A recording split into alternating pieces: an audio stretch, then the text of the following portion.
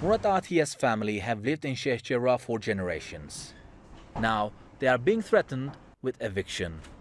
Murat is at the forefront of the Sheikh Jarrah resistance. He says his house has been targeted by Israeli police for a long time. The Atiyeh family are closely following the court proceedings of 4 other neighborhood families who are also fighting eviction. I follow the court case as if it's my case. Whatever the decision is, it will affect all the families. Whatever the decision is for the others. Israel will say the same applies to us. If the decision is eviction for these 4 families, it will be for the whole neighborhood. That's why when any family needs to make a decision, all 28 families come together and make it together. For Murat's mother Nuha, waiting is the hardest part. She says Israel wages a war of nerves.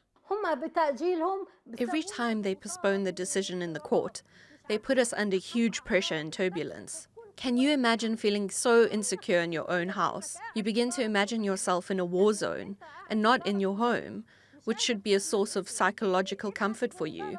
I can't visit my mother because I'm afraid that suddenly settlers will come and take the house. In the 1950s, Palestinian refugees were settled in Sheikh Jarrah, which was under Jordanian administration at the time. Now, Jewish settlers are trying to claim the land for themselves, saying it was bought by Jews in the 19th century and that ownership still stands.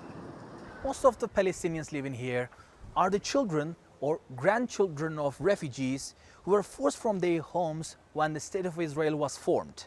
Palestinians from across the occupied territories see the battle for Sheikh Jarrah as a continuation of Nakba, the great catastrophe during which 700,000 Palestinians had to flee their homes.